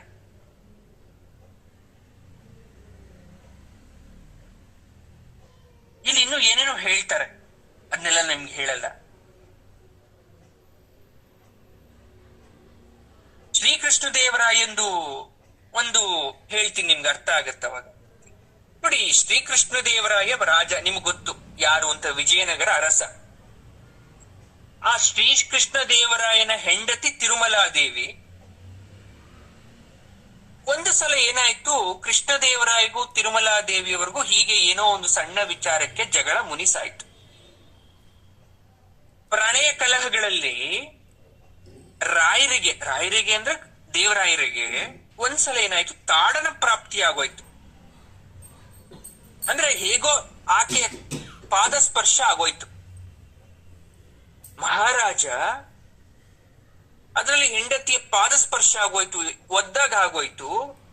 ಅವಮಾನ ಅಂತ ಪರಿಗಣನೆ ಮಾಡಿ ಮಾತ್ ನಿಲ್ಸ್ಬಿಟ್ಟ ಹೆಂಡತಿ ಜೊತೆಗೆ, ಮಾತಾಡಲ್ಲ ನಿನ್ ಜೊತೆ ನಾನು ಅಂತ. ಪಾಪ ಹೆಂಡತಿಗ್ ಬಹಳ ನೋವಾಗೋಯ್ತು ತಿರುಮಲಾ ದೇವಿಗೆ. ಆಸ್ಥಾನ ಪಂಡಿತರು, ಮಹಾಕವಿ ಆದಂತಹ ನಂದಿ ತಿಮ್ಮಣ್ಣನ ರಹಸ್ಯವಾಗಿ ಅಂತಃಪುರಕ್ಕೆ ಕರೆಸ್ಕೊಂಡ್ಲು ತಾಯಿ. ಕರೆಸ್ಕೊಂಡು ನಡೆದಿದ್ದೆಲ್ಲ ಹೇಳಿದ್ರು. ವಿನೋದಕ್ಕಾಗಿ ನಾನು ನನ್ನ ಪತಿರಾಯರು ಮಾತಾಡ್ಬೇಕಾದ್ರೆ ಎದ್ದೇಳುವ ಬರದಲ್ಲಿ ನನ್ನ ಪಾದ ನನ್ನ ಪತಿರಾಯರಿಗೆ ಸ್ಪರ್ಶ ಆಗೋಯ್ತು. ಇದನ್ನ ಅವಮಾನ ಅಂತ ಪರಿಗಣಿಸ್ತಾ ಅವರು ನನ್ನ ಜೊತೆ ಮಾತಾಡ್ತಾ ಇಲ್ಲ. ಹೇಗಾದ್ರೂ ಮಾಡಿ ತಪ್ಪನ್ನ ಕ್ಷಮಿಸ್ಬೇಕು ಮಹಾರಾಜರು. ನಮ್ಮಿಬ್ರ ಮಧ್ಯೆ ಹಿಂದಿನ ತರ ಸಂತೋಷ ಜೀವನ ನಡಿಬೇಕು, ಏನಾದ್ರೂ ಉಪಾಯ ಹೇಳಿ ಅಂತ ನಂದಿ ತಿಮ್ಮಣ್ಣನ ತಿರುಮಲಾದೇವಿ ಕೇಳ್ಕೊಂತಾರೆ. ನಂದಿ ತಿಮ್ಮಣ್ಣ ಇದನ್ನೆಲ್ಲ ಕೇಳಿಸ್ಕೊಂಡಂತವ್ರು ಮನ್ಸಲ್ಲಿ ನಗ್ತಾ ಇದ್ದಾರೆ. ಆಹಾ, ನಂಗೊಂದು ಒಳ್ಳೆ ಕತೆ ಸಿಕ್ತಲ್ಲ ಬರೆಯಕ್ಕೆ. ಕವಿ ಮನಸ್ಥಿತಿ ಏನೋ, ಎಲ್ಲಿ ಹೋದ್ರು ಕೂಡ ವಸ್ತು ವಿಷಯ ಹುಡ್ಕೋದು. ಆದ್ರೆ ಕತೆ ಬರಿಬೇಕು, ಮಹಾರಾಜರನ್ನ ಉದ್ದೇಶಿಸಿ ಬರಿಬಾರದು. ನೇರವಾಗಿ ಬರೆದ್ಬಿಟ್ರೆ ಅದು ಅಪರಾಧ. ಅವರಿಬ್ಬರ ಪ್ರಣಯ ಕಲಹ ನನ್ಗೆ ಗೊತ್ತು ಅಂತ ಮಹಾರಾಜರು ಗೊತ್ತಾಗ್ಬಾರ್ದು. ರಾಣಿಯವ್ರ ಹೆಸರು ಬರಬಾರ್ದು ಕಥೆಯಲ್ಲಿ, ರಾಜನ ಹೆಸರು ಬರಬಾರ್ದು. ಆದ್ರೆ ಎಲ್ರಿಗೂ ಅರ್ಥ ಆಗೋ ತರ ಇರ್ಬೇಕು ನಾನು ಬರೆಯೋ ಕತೆ. ಎಲ್ರಿಗೂ ಅನಿಸ್ಬೇಕು, ನಮ್ಮನೇಲೂ ಇಂಥ ಕತೆ ನೋಡಿದ್ರೆ ಎಷ್ಟು ಚೆನ್ನಾಗಿರುತ್ತಲ್ವಾ ಅಂತ ಪ್ರತಿಯೊಬ್ಬ ಗಂಡ ಹೆಂಡತಿಗೂ ಅನಿಸ್ಬೇಕು. ಒಂದು ಊಹೆ ಬರ್ಬೇಕು, ಆತರ ಕತೆ ಬರಿಬೇಕಲ್ಲ. ನೋಡಿ ಹೀಗೆ ಯೋಚನೆ ಮಾಡ್ತಾ ಇದ್ದಾರೆ ನಂದಿ ತಿಮ್ಮಣ್ಣ. ಆತನ ತಲೆಗೆ ಒಂದು ಹೆಸರು ಬಂತು, ಸತ್ಯಭಾಮೆ. ಆ ಸತ್ಯಭಾಮೆಯನ್ನ ಕಥಾನಾಯಕಿ ಮಾಡ್ಕೊಂಡ್ರು. ಪಾರಿಜಾತಪಹರಣ ಅಂತ ಒಂದು ಭಾಗವತದಲ್ಲಿ ಒಂದು ಘಟನೆ ಬರುತ್ತೆ ನೋಡಿ. ಯಾಕೆ ಪುಸ್ತಕ ಓದಬೇಕು, ಪುರಾಣಗಳನ್ನ, ಶಾಸ್ತ್ರಗಳನ್ನ ಓದಬೇಕು ಅಂದ್ರೆ ಅದು ಕೊಡುವಷ್ಟು ಜ್ಞಾನ ಇನ್ಯಾವುದೂ ಕೊಡಲ್ಲ. ಭಾಗವತ ಕೇಳಕ್ ಮಾತ್ರ ಚಂದಲ್ಲ, ಓದಿ ತುಂಬಾ ನಾಲೆಜ್ ಸಿಗುತ್ತೆ. ಪ್ರತಿಯೊಂದು ಸಣ್ಣ ಸಣ್ಣ ಕಥೆ ಕೂಡ 1000 ಅರ್ಥ ಕೊಡುತ್ತೆ. ಆ ಭಾಗವತದಲ್ಲಿ ಪಾರಿಜಾತ ಪರ್ಣ ಅಂತ ಒಂದು ಸಣ್ಣ ಘಟನೆ ಅದು. ಆ ಘಟನೆ ಅದ್ಭುತವಾಗಿ ರೆಕ್ಕೆ ಪುಕ್ಕ ಕಟ್ಟಿ ಕವಿ ಚಮತ್ಕಾರದಿಂದ ಕೂಡಿಸಿ ಪಾರಿಜಾತ ಪರ್ಣ ಅಂತಕ್ಕಂಥ ಪದ್ಯ ಕಾವ್ಯಾಗಿ ತೆಲುಗಿನಲ್ಲಿ ರಚಿಸಿ ಕೃಷ್ಣದೇವರಾಯರಿಗೆ ಟ್ಯಾಗ್ ಮಾಡೋ ತರ ಅಂದ್ರೆ ಅಂಕಿತ ಮಾಡಿ ಸಭೆಯಲ್ಲಿ ಓದಿ ನಂದಿ ತಿಮ್ಮಣ್ಣ ಪ್ರಶಸ್ತಿ ತಗೋತಾರೆ. ಅವಾಗ ಮಾತಾಡ್ತಾರೆ, ಸಭಿಕರಲ್ಲಿ ಮಹಾರಾಜರು ಎಲ್ರೂ ಇದ್ದಾರೆ, ಎಂದೋ ಯಾವಾಗಲೋ ಹೆಂಡತಿಯ ಪಾದ ತಾಡನೆಗೆ ಗುರಿಯಾಗದವರು ಜಗತ್ತಿನಲ್ಲಿ ಯಾರೂ ಇಲ್ಲ ಅಂತ ಒಂದು ಸ್ಟೇಟ್ಮೆಂಟ್ ಕೊಡ್ತಾರೆ. ಅಂದ್ರೆ ಹೆಂಡತಿ ಪಾದ ಸ್ಪರ್ಶ ಆಗದೆ ಇರ್ತಕ್ಕಂಥ ಗಂಡ ಯಾರೂ ಇಲ್ಲ ಜಗತ್ತಲ್ಲಿ. ಯಾವುದೋ ಒಂದ್ ರೀತಿಲಿ ಪಾದ ಸ್ಪರ್ಶ ಆಗಿರುತ್ತೆ ಹೆಂಡತಿದು, ಆದ್ರೆ ಯಾರು ಅದನ್ನ ಆಚೆ ಹೇಳ್ಕೊಳಲ್ಲ. ನನ್ನ ಹೆಂಡತಿ ಕಾಲು ಮುಟ್ಟು ಬಿಟ್ಟಿದೀನಿ ಅಂತನೋ ಅಥವಾ ನಂಗೆ ಒದ್ದು ಬಿಟ್ಟಿದ್ದಾರೆ ಅಂತ ಯಾರು ಹೇಳ್ಕೊಳಲ್ಲ. ಅದಕ್ಕೆ ನಂದಿ ತಿಮ್ಮಣ್ಣ ಸತ್ಯಭಾಮೆಯ ಪಾದ ತಾಡನವನ್ನ ಕಾನೂನು ಬದ್ಧ ಅಂತ ಬರೀತಾರ ಕಥೆಯಲ್ಲಿ. ನನ್ನ ಕಠಿಣವಾದ ಕಿರೀಟ ತಗುಲಿ ನಿನ್ನ ಮೃದು ಪಾದಕ್ಕೆ ಪೆಟ್ಟು ಬಿತ್ತೇನೋ ಅಂತ ಸತ್ಯಭಾಮೆ ಕೃಷ್ಣಂಗೆ ಹೇಳೋ ಮಾತು ಅವ್ರು ಬರ್ದಿರೋ ಕಥೆಯಲ್ಲಿ ಇದು. ಕೃಷ್ಣ ಏನ್ ಮಾಡ್ತಾನೆ, ಕೂತಿರ್ತಾನಂತೆ, ಸತ್ಯಭಾಮೆ ಹೋಗಿ ನಮಸ್ಕಾರ ಮಾಡ್ಕೋಬೇಕು ಅಂತ ತಲೆ ಬಗ್ಗಿಸ್ತಾರಂತೆ. ಆ ಕಿರೀಟ ಏನಾಗೋಯ್ತು, ಸತ್ಯಭಾಮೆ ಕಿರೀಟ ಕೃಷ್ಣನ್ ಪಾದಕ್ಕೆ ಹೊಡೆದು ಬಿಡ್ತು. ಅಯ್ಯಯ್ಯೋ, ಮೃದುವಾದ ಕೋಮಲವಾದ ಕಾಲು ನನ್ ಕಿರೀಟ ತಾಗ್ದು ಬಿಡ್ತಲ್ಲ ಅಂತ ಅವಳಿಗೆ ಬೇಸರ ಆಯ್ತು. ಕೃಷ್ಣ ಕಿರೀಟ ತಾಕ್ತು ಅಂತ ಹೇಳಕ್ಕೂನು ಈಯಮ್ಮ ಪಾದವನ್ನ ಮುಂದೆ ಇಡಕ್ಕೂ ಒಂದೇ ಆಗೋಯ್ತು, ಪಾದ ಸ್ಪರ್ಶ ಆಗೋಯ್ತು. ಅಂದ್ರೆ ಪಾದದಲ್ಲಿ ಒದ್ದಂಗ ಆಗೋಯ್ತು ಕೃಷ್ಣಂಗೆ. ಅಯ್ಯೋ, ಇದೆಂತ ಅತಾಚುರ್ಯ ಆಗೋಯ್ತು, ನನ್ನ ಪಾದ ಸ್ಪರ್ಶ ಆಗೋಯ್ತಲ್ಲ ಕೃಷ್ಣನಿಗೆ. ಆ ಕೃಷ್ಣ ಹೇಳ್ತಾನಂತೆ, ಹೆಂಡತಿಯನ್ನ ಅರ್ಧಾಂಗಿ ಅಂತ ಸ್ವೀಕರಿಸಿದ ಮೇಲೆ ಆಕೆಯ ಸರ್ವಾಂಗವೂ ಕೂಡ ಗೌರವಾನ್ವಿತವಾದಂಥದ್ದು ಪುರುಷನಿಗೆ. ಹಾಗಾಗಿ ಅಚಾತುರ್ಯದಿಂದ ಆಕೆಯ ಪಾದಸ್ಪರ್ಶ ಅಥವಾ ವಿನೋದದಿಂದ ಆಕೆಯ ಪಾದಸ್ಪರ್ಶ ಅಥವಾ ಪ್ರೀತಿಯಿಂದ ಆಕೆಯ ಪಾದಸ್ಪರ್ಶ ಆದರೆ ತಪ್ಪಿಲ್ಲ ಅಂತ ಬರೀತಾರೆ. ಇದನ್ ಬೇಕು ಅಂತಾನೆ ಹೇಳ್ತಾರ ಅವ್ರು. ಇದನ್ ಕೇಳಿದಂತ ಆ ಕೃಷ್ಣದೇವರಾಯನ ಆಸ್ಥಾನದಲ್ಲಿ ಇದ್ದವ್ರಿಗೆ ಎಲ್ರೂ ಖುಷಿ ಆಗೋಯ್ತು. ರಾಜ ಮನ್ಸಲ್ಲಿ ಯೋಚನೆ ಮಾಡಿದಾರೆ, ಕೃಷ್ಣ ಪರಮಾತ್ಮನೇ ಹೀಗೆ ಹೇಳಿದ್ನ, ನಾನು ನನ್ನ ಹೆಂಡತಿಯಾದಂತ ತಿರುಮಲಾ ದೇವಿಯರ ಜೊತೆ ಬಹಳ ತಪ್ಪಾಗಿ ನಡ್ಕೊಂಡ್ಬಿಟ್ನೆ ಅಂತ ಮನ್ಸಲ್ಲಿ ಯೋಚನೆ ಮಾಡ್ತಾನೆ. ಅವನ ಕೋಪ ಕಡಿಮೆ ಆಗುತ್ತೆ. ಇದರಿಂದ ಏನ್ ಅರ್ಥ ಆಗ್ತಾ ಇದೆ ಅಂದ್ರೆ, ಯಾವುದೋ ಒಂದ್ ವಿಚಾರನ ದೊಡ್ಡ ತಪ್ಪು ಅಂತ ಅನ್ಕೊಂಡ್ಬಿಡೋದು, ಏನೋ ಅಪರಾಧ ಆಯ್ತು ಅಂತ ಅನ್ಕೊಂಡ್ಬಿಡೋದು ಮನುಷ್ಯನ ವಿವೇಚನೆ ಮೇಲ್ ನಿಂತಿದೆ. ನೀವ್ ಯಾವ ರೀತಿ ಅದನ್ನ ತಗೊಂತೀರ ಅನ್ನೋದ್ರ ಮೇಲೆ ನಿಂತಿದೆ. ಮದ್ವೆ ಆದಾಗ ಕಾಲುಂಗುರವನ್ನ ಹಾಕಲು ಇಡ್ಕೊಂಡಂತ ನಿಮ್ಮ ಎರಡೂ ಕೈಗಳು ಮದ್ವೆ ಆದ್ಮೇಲೆ ಅದೇ ಪಾದವನ್ನ ಮುಟ್ಟಲು ಅಂಜದ್ ಯಾಕೆ? ಅದನ್ನ ಅಸಹ್ಯ ಅಂತ ಅನ್ಕೊಳೋದ್ ಯಾಕೆ? ಅದು ದೇಹದ ಕೀಳು ಭಾಗ ಅಂತ ಅನ್ಕೊಳೋದ್ ಯಾಕೆ? ಕೃಷ್ಣದೇವರಾಯನ ಮನಸ್ಸಲ್ಲಿ ನಾನಾ ಪ್ರಶ್ನೆ ಹುಡ್ತು. ಹೆಂಡತಿ ಮೇಲೆ ಪ್ರೇಮ ಉಕ್ಕಿ ಬಂತು. ತಿಮ್ಮಣ್ಣನ ಸತ್ಕರಿಸಿದ್ರು. ಬೇಗ ದೇವಿ ಮಂದಿರಕ್ಕೆ ಹೋಗ್ತಾ ಇದ್ದಾರೆ, ಹೆಂಡತಿ ಮಂದಿರಕ್ಕೆ. ತಿಮ್ಮಣ್ಣಂಗೆ ಅರ್ಥ ಆಯ್ತು, ನಾನ್ ಬರದ ಕತೆ ಸಕ್ಸಸ್ ಆಯ್ತಲ್ವಾ, ಖುಷಿ ಆಯ್ತು ಅವ್ರಿಗೆ. ಪಾರಿಜಾತ ಪರ್ಣ ಪ್ರಭಾವದಿಂದ ಈ ಕತೆ ಕೇಳಿಸ್ಕೊಂಡಂತ ಗಂಡಸರು ಮನ್ಸು ಬದಲಾಗೋಯ್ತು ಅಂತ ಎಲ್ಲ ಹೆಂಗಸರು ಖುಷಿ ಆಗೋಯ್ತು. ಇನ್ಮೇಲೆ ಪಾದ ತಾಡನ ಮಾಡಿದ್ರೆ ಏನ್ ತಪ್ಪಿಲ್ಲ ಬಿಡಿ ಅಂತ ಅವ್ರವರೇ ಮಾತಾಡ್ಕೊಂಡ್ರು. ಹಾಗಾಗಿ ಪರಶಿವ ಕೂಡ ಹೆಂಡತಿಯ ಪಾದ ತಾಡನ ಅವನೇ ಭಿಕ್ಷೆ ಬೇಡಿ ತನ್ನ ನೊಸಲಿಗೆ ತಾಗಿಸ್ಕೊಂಡಿದ್ದು ಅಂತ ಹೇಳ್ತಾ ಇದ್ದಾರೆ ಯಾರು? ಶಂಕರಾಚಾರ್ಯರು. ಆ ಆದಿ ಭಿಕ್ಷು ಪರಶಿವನಿಗೆ, ಗುರುರಿಪ್ಪನಿಗೆ, ದಕ್ಷಿಣಾಮೂರ್ತಿಗೆ ಶಿರಸ ನಮಿಸುತ್ತಾ ಜಗನ್ಮಾತೆಯ ಪಾದ ತಾಡನವನ್ನ ನಾವು ಮನ್ಸಾರೆ ಕೇಳ್ಕೊಳಮ್ಮ. ನಿನ್ ಪಾದನು ಒಂದ್ ಸ್ವಲ್ಪ ನಮ್ ತಲೆ ಮೇಲೆ ಇಕ್ಬಿಡಮ್ಮ, ನಿನ್ ಪಾದ ತಾಡನ ಆಗ್ಲಿ ನಮಗೂ ಕೂಡ. ತಾಯಿ ತನ್ನ ಮಗುನ ಹಾಲು ಕುಡಿಸ್ಬೇಕಾದ್ರೆ 1000 ಬಾರಿ ಒದಿಯುತ್ತೆ, ಪಾದ ತಾಡನ ಮಾಡುತ್ತೆ. ಆದ್ರೂ ಲಾಲ್ಸಿ ಮುದ್ದು ಮಾಡೋ ತರ ನೀನು ಪಾದತಾಡನವನ್ನ ಮಾಡು ಅಂತ ನಾವು ಕೇಳ್ಕೋಬೇಕು. ಅದು ಅದರ ಮಹಿಮೆ ಅಲ್ವಾ? ಆ ಕಿಲಿ ಕಿಲಿ ಹಾಸ್ಯ ಅಥವಾ ಆ ಒಂದು ಶಬ್ದ ಬರುತ್ತಲ್ಲ ಗೆಜ್ಜೆ ಹಾಕೊಂಡು ನಡೆದಾಗ, ಅದು ಈಶ್ವರನ ನೋಡಿ ಗೇಲಿ ಮಾಡೋ ತರ. ಆ ಇಬ್ಬರು ಆ ಸನ್ನಿವೇಶದಲ್ಲಿ ನೃತ್ಯ ಮಾಡ್ಬೇಕು ಅಂತ ಅನ್ಸಿ ಪಾರ್ವತಿ ಪರಮೇಶ್ವರರು ನಾನೆಚ್ಚು ನೀನೆಚ್ಚು ಅಂತ ನಾಟ್ಯ ಶಾಸ್ತ್ರವನ್ನ ಮಾಡ್ತಾರೆ ಅಂತ ಹೇಳ್ತಾರೆ ವಿಶೇಷವಾಗಿ. ಮತ್ತು ಮುಗಿಲಿಲ್ಲ ಪಾದದ ಕತೆ. ಅಮ್ಮನವ್ರ ಪಾದ ಅಂದ್ರೆ ಸುಮ್ನೆನಾ? ಪಾದ ಕಮಲದ ವರ್ಣನೆ, ಪಾದ ಕಮಲಗಳ ವರ್ಣನೆಯನ್ನ ಮಾಡ್ಬೇಕಿವಾಗ. ಸೌಭಾಗ್ಯ ಯಾವ ರೀತಿ ಸೌಭಾಗ್ಯ ಕೊಡುತ್ತದು ಎಲ್ಲ ಕಮಲಕ್ಕೆ ಹೋಲಿಸ್ತಾರೆ. ಅಮ್ಮನವರ ಪಾದ ಸುಕುಮಾರವಾಗಿದೆ, ಅಂದವಾಗಿದೆ, ಕಮಲದಂತೆ ಮೃದುವಾಗಿದೆ ಅಂತ ಹೇಳ್ತಾರೆ. ಅದಕ್ಕೋಸ್ಕರ ಸಮಯಾಚಾರ ಪರಾಯಣರಾದಂತಹ ಭಕ್ತರು ಅಂದ್ರೆ ನಾವೆಲ್ಲರೂ ಅಮ್ಮನವರ ಪಾದ ಪದ್ಮಗಳನ್ನ ನಮ್ಮ ಭ್ರೂ ಮಧ್ಯೆ ಹೂಡಿಸ್ಕೊಳ್ಳುತ್ತಾ ಸಾಧನೆ ಮಾಡ್ಬೇಕು.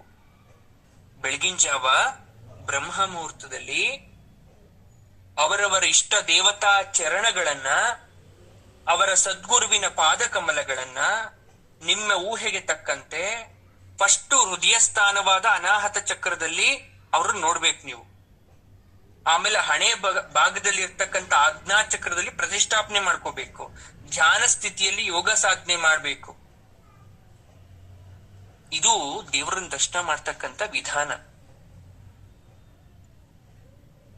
ನೂಪುರ ಧ್ವನಿ, ಚಿತ್ಕಲೆ ಇವೆಲ್ಲ ಸಾಕ್ಷಾತ್ಕರಿಸುತ್ತೆ ನಮ್ಗೆ. ಅಂದ್ರೆ ಏನ್ ಗುರುಗಳೇ ಅಂದ್ರೆ, ನೀವ್ ಆ ರೀತಿ ಏನಾದ್ರು ಧ್ಯಾನ ಮಾಡಿದ್ದೆ ಆದ್ರೆ ಅಮ್ಮನವರ ಗೆಜ್ಜೆ ಸೌಂಡು, ಅಮ್ಮನವರು ನಡ್ಕೊಂಡು ಹೋಗ್ಬೇಕಾದ್ರೆ ಬರ್ತಕ್ಕಂಥ ಸಪ್ಪಳ ಅದೆಲ್ಲ ನಮ್ಮ ಅನುಭವಕ್ಕೆ ಬರುತ್ತೆ. ಅದೇ ಮಹದೈಶ್ವರ್ಯ. ಆ ರೀತಿ ಶಬ್ದ ಕೇಳಿಸ್ತಾ ಇದೆ ಅಂದ್ರೆ, ಆ ರೀತಿ ಸಾಧನೆ ನಾವು ಮಾಡ್ತಾ ಇದೀವಿ ಅಂದ್ರೆ ಮಹದೈಶ್ವರ್ಯ ನಮ್ಮ ಬದುಕಿನಲ್ಲಿ ಬರುತ್ತೆ ಅಂತ ಅರ್ಥ ಅಲ್ವಾ? ಇನ್ನೇನು ಗುರುಗಳೇ, ಇನ್ನೇನು ಇದರಿಂದ ತಿಳ್ಕೋಬಹುದು ಪದಕಮಲ ಅಂದ್ರೆ? ನೋಡಿ, ದೇವಿಯ ಈಗ ನಾರ್ಮಲ್ ಒಂದು ಕಮಲದ ಹೂವ ಆದ್ರೆ ಅದಕ್ಕೆ ಲೈಫ್ ಸ್ಪ್ಯಾನ್ ಅಂತ ಇರುತ್ತೆ, ಅಂದ್ರೆ ಆಯುಷ್ಯ ಅಂತ ಇರುತ್ತೆ. ಅದು ಒಂದು 6 ಗಂಟೆ ಅರಳಿ ಮತ್ತೆ ಸತ್ತು ಹೋಗ್ಬೋದು, ಅಥವಾ 2 ದಿನ ಸತ್ತು ಹೋಗ್ಬೋದು. ದೇವಿಯ ಪಾದ ಕಮಲ ರಾತ್ರಿ ಹಗಲು ಯಾವಾಗ್ಲೂ ಕೂಡ ಹರಳಿ ನಿಂತಿರೋದು. ಅದ್ ಯಾವಾಗ್ಲೂ ಹಾಗೆ ಇರುತ್ತೆ, ಅದು ಕೆಡಲ್ಲ. ನೀರಿನಲ್ಲಿರುವ ಕಮಲ ಚಳಿಗಾಲದಲ್ಲಿ ಯಾವ ರೀತಿ ಮೊಗ್ಗಾಗಿ ಹರಳಿ ದೀರ್ಘ ಕಾಲದವರೆಗೂ ಇರುತ್ತೋ, ಹಾಗೆ ಜಗನ್ಮಾತೆಯ ಪಾದ ಅಂತಕ್ಕಂಥದ್ದು ದೀರ್ಘಕಾಲವಾಗಿರ್ತಕ್ಕಂಥದ್ದು.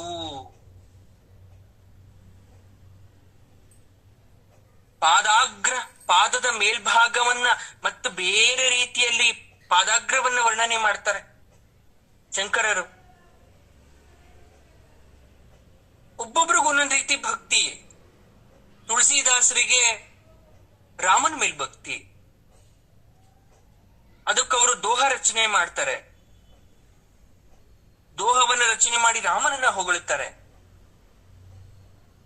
ಅವರು ಯಾವ ರೀತಿ ನೋಡ್ತಾರೆ ಹಾಗಾದ್ರೆ ದೇವರನ್ನ? ಸೀತಾದೇವಿಯನ್ನ ರಾವಣಾಸುರ ಅಪಹರಣ ಮಾಡ್ತಕ್ಕಂಥದ್ದು ಇಷ್ಟ ಇರ್ಲಿಲ್ಲ. ರಾವಣಾಸುರವಾದ ರಾಮನಿಗೆ ಇಷ್ಟ ಇರ್ಲಿಲ್ಲ. ವಾಲ್ಮೀಕಿ ರಾಮಾಯಣದಲ್ಲಿ ಏನ್ ಹೇಳ್ತಾರೆ? ರಾವಣಾಸುರ ಒಬ್ಬ ಕಪಟ ಮುನಿ ವೇಷದಲ್ಲಿ ಬಂದು ಸೀತೆಯನ್ನ ಅಪಹರಣ ಮಾಡ್ಕೊಂಡು ಹೋದ. ಜಟಾಯು ಅಡ್ಡ ಬಿದ್ದು ರಾವಣಾಸುರ ರಥವನ್ನ ಭಗ್ನ ಮಾಡ್ದ. ರಾವಣ ಮೈಯೆಲ್ಲ ಚೂಪಾದ ತನ್ನ ಉಗುರುಗಳಿಂದ ಗೀರಿ ಹಾಕೊಂತಾನೆ. ಇನ್ನು ಏನೇನೋ ಹೇಳಿದ್ರು. ಜಟಾಯುವನ್ನ ಸಾಯಿಸ್ತಂತ ರಾವಣಾಸುರ ಸೀತಾದೇವಿ ಜುಟ್ಟನ್ನ ಹಿಡಿದು 2 ಕೈಗಳಲ್ಲಿ ಎತ್ಕೊಂಡು ಹೋದ ಅಂತ. ಇಷ್ಟ ಆಗಿಲ್ಲ ತುಳಸಿದಾಸರ ವಾಲ್ಮೀಕಿ ರಾಮಾಯಣ. ಶ್ರೀವಿದ್ಯಾ ಸ್ವರೂಪಿಣಿಯಾದಂತಹ ಸೀತಾದೇವಿಯನ್ನ ಒಬ್ಬ ಕಾಮಾತುರ ರಾಕ್ಷಸ ಅಧಮನಾದಂತಹ ರಾವಣ ಮುಟ್ಟುತ್ತಾನ. ಇಲ್ಲ, ಈ ರೀತಿ ಆಗಕ್ ಸಾಧ್ಯನೇ ಇಲ್ಲ. ಗಂಡನ ಮಾತಿಗೆ ಎದುರಾಡದ ಸೀತೆ, ಮಾಯಾ ಸೀತೆ ಆಶ್ರಮದೊಳಗೆ ಇದ್ದಿದ್ ನಿಜ, ರಾವಣ ಬಂದಿದ್ ನಿಜ. ಆದ್ರೆ ಅವಳ ಮೈಯನ್ನ ಮುಟ್ಟಕ್ ಸಾಧ್ಯ ಆಗದೆ ಸೀತೆನೆ ಹೋಗಿ ಕೂತ್ಕೊಂಡ್ಬಿಟ್ಲು ಪುಷ್ಪಕ ವಿಮಾನದಲ್ಲಿ ಅಂತ ತುಳಸಿದಾಸರು ಬರೀತಾರೆ. ಅವರವರ ಭಾವಕ್ಕೆ ತಕ್ಕಂತೆ ದೈವ.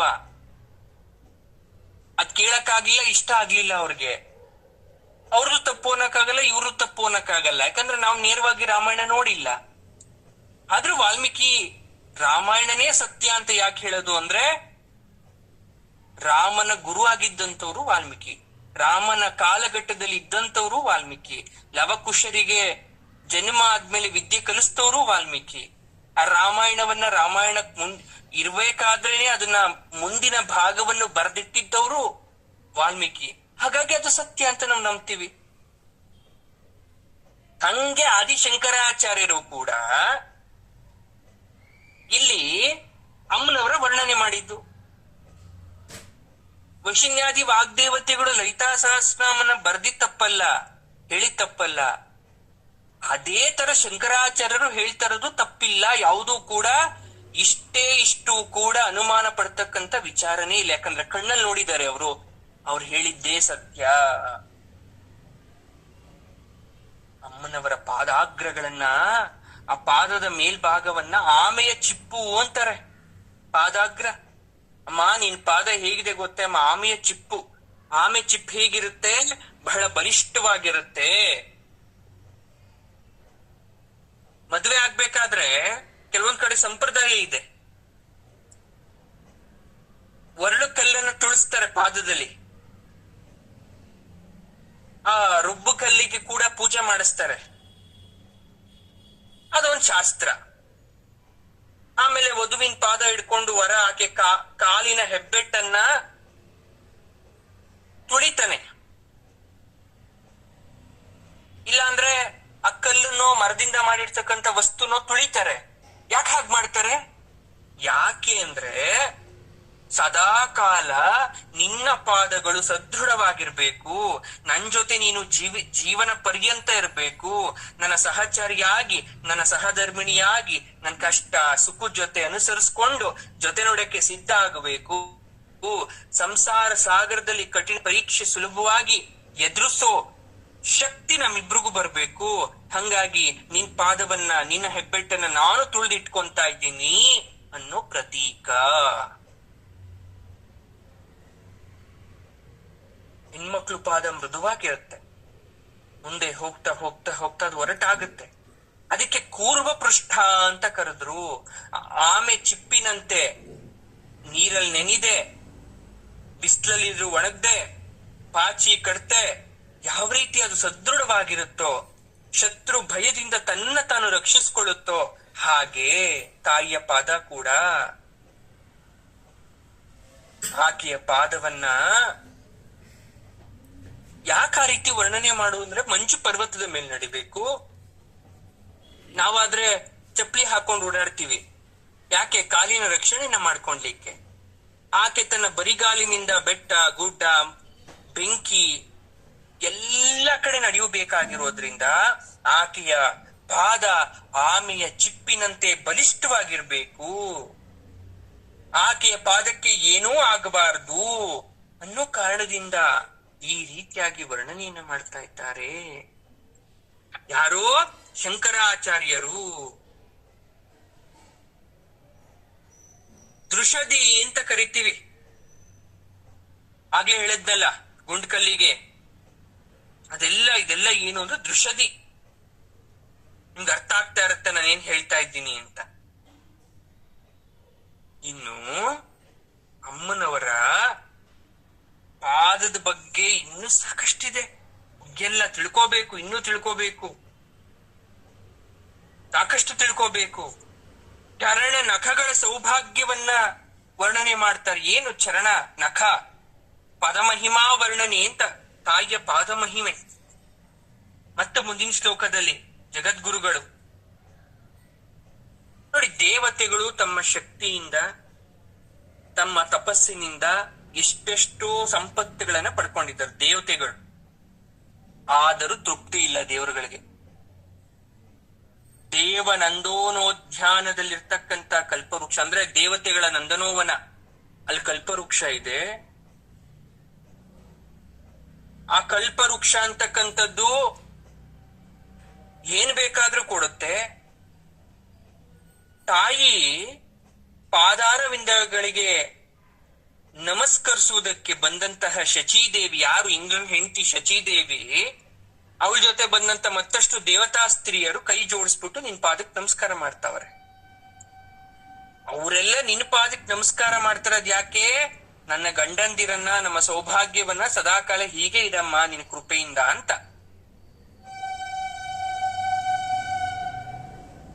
ಆ ಶುದ್ಧ ಸ್ಫಟಿಕ ಕಾಂತಿ ಉಳ್ತಕ್ಕಂತ ನಿನ್ನ ಕಾಲಿನ ಉಗುರು ಹಾಗೂ ನಿನ್ನ ತಲೆಯ ಮೇಲಿರ್ತಕ್ಕಂಥ ಚಂದ್ರ ಎರಡೂ ಪ್ರತಿಬಿಂಬಿಸ್ಬಿಟ್ಟು ಆ ದೇವತಾ ಸ್ತ್ರೀಯರ ಕೈ ಜೋಡಿಸಿದ ಕೈಗಳನ್ನ ನೋಡಿ ಪರಿಹಾಸ ಮಾಡ್ತಾ ಇದ್ದಾನೆ ಚಂದ್ರ. ಹೆಂಗ್ ಕಾಣಿಸ್ತಂತೆ ಚಂದ್ರಂಗ್ ಅವ್ರ ಕೈ ಮುಗಿತಾ ಇದ್ದಾರೆ ಅಂದ್ರೆ, ತಾಯಿ ಕಾಲಲ್ಲಿರ್ತಕ್ಕಂಥ 10 ಬೆರಳಿನ ಉಗುರುಗಳಲ್ಲಿ ಅವ್ರ ಕೈ ಮುಕ್ಕೊಂಡು ನಿಂತಿರೋ ಪ್ರತಿಬಿಂಬ ಕಾಣಿಸ್ತು. ಅಂದ್ರೆ ಅದು ಕನ್ನಡಿಯಷ್ಟು ಶುದ್ಧವಾಗಿರ್ಬೇಕು, ಪ್ರತಿಫಲನ ಹೊಂದಿರ್ಬೇಕು. ಇದನ್ನ ತಲೆ ಮೇಲಿದ್ದಂತಹ ಚಂದ್ರ, ಅರ್ಧ ಚಂದ್ರ, ಅಷ್ಟಮಿ ಚಂದ್ರ ಅಲ್ಲಿ ನೋಡ್ಬಿಟ್ಟು ನಗ್ತಾ ಇದ್ದಾನೆ. ಯಾಕೆ ನಗ್ತಾ? ಓ ದೇವತಾ ಸ್ತ್ರೀಯರೇ, ನೀವ್ ಕೋರಿದ್ದೆಲ್ಲ ಕೊಡ್ತಕ್ಕಂತ ಕಲ್ಪವೃಕ್ಷ ಆ ಉದ್ಯಾನವನದಲ್ಲಿ ಇದೆ, ಇನ್ನೂ ತೃಪ್ತಿ ಇಲ್ವಾ ನಿಮ್ಗೆ? ಮತ್ತಷ್ಟು ಕೋರಿಕೆ ತಗೊಂಡು ತಾಯಿ ಹತ್ರ ಬಂದು ಕೇಳ್ಕೊಂತ ಇದ್ದೀರಲ್ಲ ಅಂತ ನಕ್ದ. ಹಾಗೆ ಅಲ್ವಾ ಭೂಲೋಕದ ಮಾನವರು ನಾವು ಕೂಡ? ನಮ್ಗೆ ಯಾವ ಕಲ್ಪವೃಕ್ಷ ಇಲ್ಲ, ಯಾವ ಕಾಮಧೇನು ಇಲ್ಲ, ನಮ್ಗೆ ಸತ್ಯವಾದಂತಹ ಕಾಮಧೇನು ಇಲ್ಲ. ಆದ್ರೂ ಎಷ್ಟೋ ಜನ ದೀನರಿದ್ದೀವಿ, ದರಿದ್ರರಿದ್ದೀವಿ, ಅಸಹಾಯಕರಿದ್ದೀವಿ. ಯಾರು ನಮಗ್ ಬಂದ ಹಣ ಸಹಾಯ ಮಾಡಲ್ಲ ಕಷ್ಟ ಅಂದಾಗ. ಯಾರು ಇಲ್ದವ್ರಿಗೆ ಏನ್ ದಿಕ್ಕು ಅಂತೀವಿ? ಹಾಗಾದ್ರೆ ಬಾಯಿ ಮಾತಿಗೆ ದೇವ್ರ ದಿಕ್ಕು ಅಂತೀವಿ. ಆಕೆ ಪಾದಿಯನ್ನ ಆಶ್ರಯಿಸ್ಕೊಂತೀವಿ, ನಮಸ್ಕಾರವನ್ನ ಮಾಡ್ತೀವಿ. ಏನೋ ಒಂದ್ ನಂಬಿಕೆ, ಕಣ್ಣೀರ್ ಹಾಕಿದ್ರೆ, ಪೂಜೆ ಮಾಡಿದ್ರೆ, ಆಕೆನ ಸ್ಮರಿಸ್ಕೊಂಡ್ರೆ ಆಧ್ಯಾತ್ಮಿಕವಾದ ಜ್ಞಾನ ಸಂಪತ್ತು ನಮ್ಗೆ ಬಂದೇ ಬರುತ್ತೆ. ನಮ್ಮ ಕೋರಿಕೆ ಇವತ್ತು ನೆರವೇರ್ಲಿಲ್ಲ ಅಂದ್ರೂ ನಾಳೆ ದಿನ ನೆರವೇರುತ್ತೆ. ಎಷ್ಟೋ ಸಲ ಅಗ್ಲಿಗನ್ಸ್ ಕಾಣ್ಬಿಡ್ತೀವಿ, ನಡೆಯೋದೇ ಇಲ್ಲ. ನಮ್ಗೆ ತುಂಬಾ ಚೆನ್ನಾಗ್ ಗೊತ್ತು, ದೇವ್ರೇ ಬಂದ್ ಆಶೀರ್ವಾದ ಮಾಡಿದ್ರು ಆ ಕೆಲ್ಸ ಕಾರ್ಯ ಆಗಲ್ಲ, ಮತ್ತು ಬರಲ್ಲ, ಹೋಗಿದ್ದು. ಆದ್ರೂ ಅದಕ್ಕೋಸ್ಕರ ದೇವ್ರ ಹತ್ರ ಕೇಳ್ಕೊಂತ ಇರ್ತೀವಿ, ಪ್ರಾರ್ಥನೆ ಮಾಡ್ತಾ ಇರ್ತೀವಿ. ಅದೇ ನಂಬಿಕೆ ಈ ಸಕಲ ಮನುಷ್ಯರಿಗೂ ಕೋಟಿ ಕೋಟಿ ಬೆಲೆ ಸಂಪತ್ತು ಹೌದೂ ಇಲ್ಲ ಅಥವಾ ಇದ್ರೂ ಒಂದೇ ಒಂದು ನಂಬಿಕೆ ಅಂದ್ರೆ ಅದು ದೇವರು ಅಂತಕ್ಕಂಥ ನಂಬಿಕೆ.